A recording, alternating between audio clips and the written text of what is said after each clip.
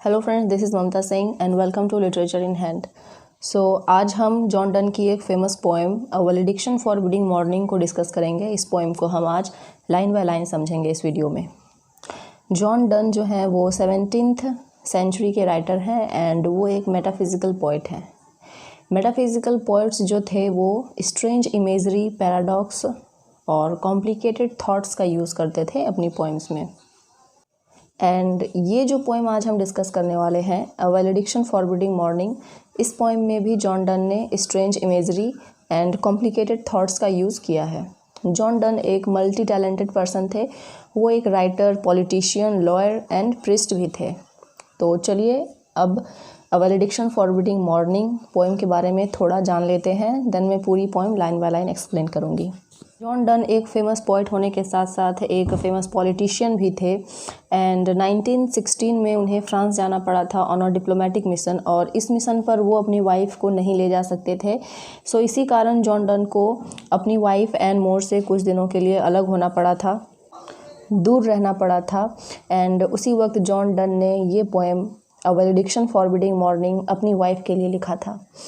इस पोएम में John Donne ने बेसिकली अपनी वाइफ को समझाने की कोशिश की है कि चाहे वो कितना भी दूर रहें एक दूसरे से, ये दूरी उनके प्यार को, लव को कम नहीं कर सकती, बिकॉज उनका जो लव है वो स्पिरिचुअल है and they are not like common couples. और वो जो है कॉमन कपल्स की तरह नहीं है, क्योंकि उनका लव स्पिरिचुअल है, एक अलग तरह का बॉन्ड है उनके बीच।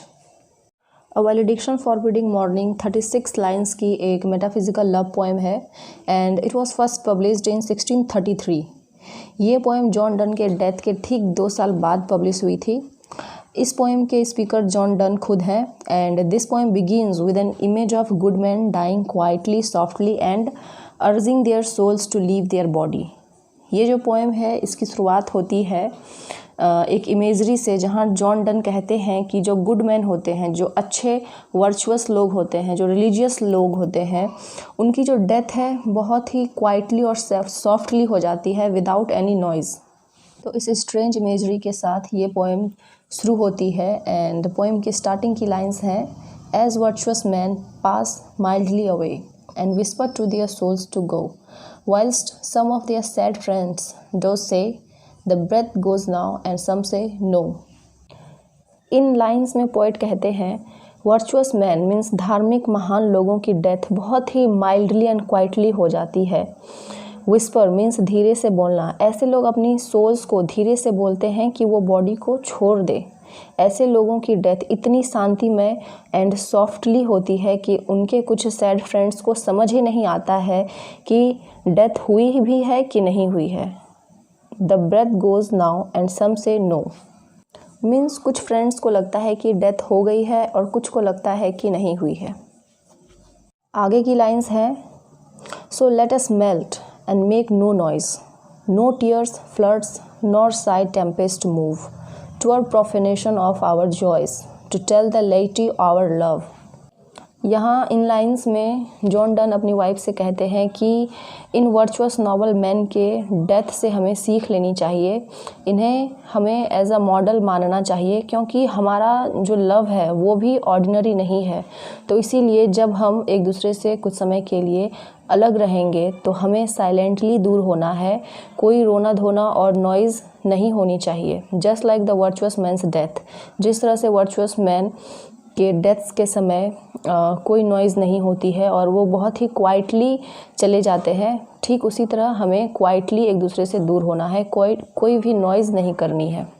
Tour प्रोफेनेशन of our joys to tell the लेटी our love. Tour means इटवर and प्रोफेनेशन means degrade, कम करना या फिर अपवित्र करना, एंड लेटी मीन्स कॉमन पीपल। इस लाइन में पोइट कहना चाहते हैं कि अगर हम दूर होते समय रोना धोना करेंगे और नॉइज़ करेंगे तो हमारा जो प्राइवेट लव है वो अपवित्र हो जाएगा। मीन्स ऑर्डिनरी लोगों को हमारा प्राइवेट लव दिखाने से हमारा जो लव है, प्योर स्पिरिचुअल लव है, वो इम्प्योर हो जाएगा। और इसीलिए हमें अलग होते समय, दूर होते समय कोई नॉइज़ नहीं करनी है। आगे की लाइंस हैं, moving of the earth brings harms and fears. Means जब अर्थ क्वेक होता है तो ये लोगों को नुकसान पहुंचाती है और उनमें एक डर बैठाती है। Men reckon what it did and meant. और मैन जो हैं वो सोच में पड़ जाते हैं। रेकन मीन्स अनुमान लगाते हैं कि ये क्यों हुआ है और इसका क्या मतलब है। But trepidation of the spheres though greater far is innocent. But spheres मतलब प्लैनेट्स का जो मूवमेंट है वो ऐसा कुछ नहीं करता है जैसा अर्थक्वेक के मूवमेंट्स से होता है, जबकि सभी प्लैनेट्स अर्थ के मुकाबले काफ़ी बड़े होते हैं और सिग्निफिकेंट भी हैं। लार्ज होने के बावजूद प्लैनेट का मूवमेंट जो है वो ऑर्डिनरी पीपल के लिए अननोटिस्ड होता है। ऑर्डिनरी पीपल इसे नोटिस नहीं कर पाते हैं। एंड पोएट इस लाइन में अपनी लव की तुलना प्लैनेट्स के मूवमेंट्स से करते हैं। स्पेयर मतलब प्लैनेट्स होगा यहाँ पे। प्लैनेट्स के मूवमेंट्स से करते हैं जिसके मूवमेंट से कोई भी नॉइज़ नहीं होती है। नेक्स्ट है, dull sublunary lovers love whose soul is sense cannot admit absence because it doth remove those things which eliminated it. यहाँ पोएट कहते हैं जो dull boring common place lovers हैं उनका लव सेंसुअल कनेक्शंस पर बेस्ड होता है एंड इसी कारण वो सेपरेशन को हैंडल नहीं कर पाते हैं। मीन्स वो दूरी बर्दाश्त नहीं कर पाते हैं। Because it doth remove means जब वो फिज़िकली अपार्ट होते हैं तो उनका लव जो है वो कम हो जाता है या फिर पूरी तरह ख़त्म हो जाता है। बिकॉज उनका जो कॉमन और डल लवर्स का जो लव है वो सिर्फ फिज़िकल बॉन्ड पर ही बेस्ड होता है। एंड जब ये कॉमन लवर्स फिज़िकली अपार्ट होते हैं, फिज़िकली एक दूसरे से दूर होते हैं, तो इनका जो बॉन्ड है, जो लव कनेक्शन है, वो एकदम से ख़त्म हो जाता है या फिर कम हो जाता है। नेक्स्ट लाइन्स है, but we by a love so much refined that ourselves know not what it is inter assured of the mind careless eyes lips and hands to miss. इन लाइंस में जॉन डन कहते हैं कि उनका love means John Donne and उनकी wife का जो bond है, जो लव कनेक्शन है, वो बहुत ही रेयर है और स्पेशल है। सो मच रिफाइंड मीन्स इतना रिफाइंड और प्योर है इनका लव कि उन्हें खुद भी नहीं पता और उन्हें खुद नहीं समझ आता है कि ये क्या है। Inter assured of the mind means इनका कनेक्शन मेंटली लिंक्ड है। मेंटली ये दोनों एक दूसरे से जुड़े हुए हैं। मेंटली ये दोनों एक दूसरे से इतना कनेक्टेड हैं कि चाहे ये दोनों एक दूसरे से कितना भी दूर हो जाएं बट फिर भी ये एक दूसरे से स्ट्रांगली कनेक्टेड फील करते हैं। और इसीलिए इनके लिए बॉडी पार्ट्स जैसे कि आइज़ लिप्स एंड हैंड्स बहुत ही कम मैटर करता है जब ये एक दूसरे से दूर होते हैं, क्योंकि इनका जो लव है, कनेक्शन है, वो फिज़िकल नहीं है, वो स्पिरिचुअल है और इसीलिए बॉडी पार्ट्स इनके लिए कोई मैटर नहीं करता। आगे की लाइंस हैं, our two souls therefore which are one means हमारा टू सोल यूनिफाइड है, वो एक है। Though I must go endure not yet means अभी पोएट को जाना होगा बट ये दूरी वो सहन कर सकते हैं। एंड्योर मीन्स सहना, ये दूरी वो बर्दाश्त कर सकते हैं। A breach but N expansion, breach means दरार एंड एक्सपेंशन मीन्स फैलना। मीन्स पोएट कहते हैं ये दूरी उनके बीच उनके प्यार में कोई दरार नहीं ला सकती, बट ये दूरी उनके प्यार को और उनके बॉन्ड को और भी ज़्यादा बढ़ा देगी, क्योंकि उनका लव एकदम प्योर है, बिल्कुल फाइन गोल्ड की तरह। फाइन मीन्स प्योर, शुद्ध, बिल्कुल फाइन गोल्ड की तरह उनका जो लव है वो प्योर है। जब फाइन गोल्ड को हथौड़े से पीटा जाता है तो और ज़्यादा पतला होकर एक्सपेंड हो जाता है, लेकिन उस पर कोई दरार नहीं पड़ता, just like their pure love. Next है, if they be two they are two so as stiff twin compasses are two. यहाँ पोएट कहते हैं इफ़ मीन्स अगर हम दोनों दो इंडिविजुअल हैं फिर भी हम एक दूसरे से जुड़े हुए हैं, लिंक्ड हैं। As stiff twin compasses are two, ठीक वैसे ही जैसे कंपास की दो लेग्स जुड़ी होती हैं आपस में। ये वही कंपास है जिसका यूज़ हम सर्कल बनाने के लिए करते हैं।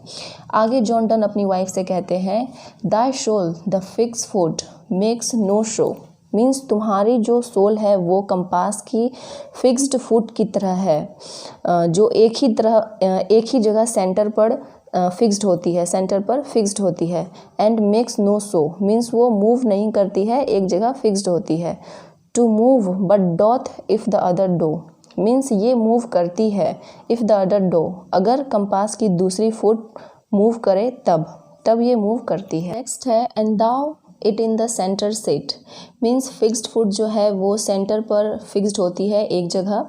Yet when the other far doth roam, far means दूर, रोम मीन्स घूमना, जबकि जो दूसरा फुट है वो दूर घूमता है। It leans and hearkens after it, leans means झुकना एंड हरकन्स मीन्स सुनना। ये जो फुट है, फिक्स्ड फुट है, वो दूसरे फुट की ओर झुकती है और उसे सुनती भी है। मीन्स ऐसा लगता है जैसे ये फिक्स्ड फुट दूसरे फुट के क्लोज जाना चाहती है। इन लाइंस में डन ने फिक्स्ड फुट का कंपैरिजन अपनी वाइफ से किया है एंड जो दूसरा फुट है जो मूवमेंट करता है उसका कंपैरिजन उन्होंने खुद से किया है। And grows erect as it comes home, erect means सीधा हो जाना, एंड गोज इरेक्ट मीन्स ये फिक्स्ड फुट एकदम सीधा हो जाता है जब कंपास की दूसरी फुट सर्कल पूरा करके वापस से फिक्स्ड फुट के क्लोज होता है। आगे की लाइंस हैं such wilt thou be to me who must like the other foot obliquely run. In last के लाइंस में जॉन डन अपनी वाइफ से कहते हैं कि तुम भी मेरे लिए उस कंपास के फिक्स्ड फुट की तरह हो जो एक जगह फिक्स्ड होती है एंड दूसरा फुट जो है वो ऑब्लिकली मीन्स तिरछे तिरछे घूमते रहता है। Thy firmness makes my circle just, means poet अपनी वाइफ से कहते हैं कि तुम्हारी जो फर्मनेस है, मतलब तुम्हारी जो स्थिरता है, स्टेबिलिटी है, वो मेरे सर्कल को एकदम जस्ट बनाती है, ठीक बनाती है। And makes me end where I begun, इसी स्थिरता, फर्मनेस और लॉयल्टी के कारण मैं वापस लौटकर वहीं आता हूँ जहाँ से मैंने शुरुआत किया था। मीन्स पोएट अपनी वाइफ से कहते हैं कि चाहे वो कितना भी दूर चले जाएं अपनी वाइफ से, वो लौटकर वापस अपनी वाइफ के पास ही आते हैं, just like the foot of compass. और इसीलिए जॉन डन ने बहुत ही क्लेवरली कंपास का जो कंपैरिजन है अपने लव से किया है इस पोएम में। सो ये थी poem a valediction forbidding mourning written by John Donne. So thank you so much. And video अगर आपको अच्छी लगी, वीडियो अगर आपके लिए हेल्पफुल होती है तो प्लीज़ आप वीडियो को लाइक, शेयर और सब्सक्राइब करिए और कमेंट करिए कि वीडियो आपको कैसी लगी और किन सब्जेक्ट्स पर आपको आगे वीडियो चाहिए। इस बारे में भी आप कमेंट सेक्शन में जाकर बता सकते हैं।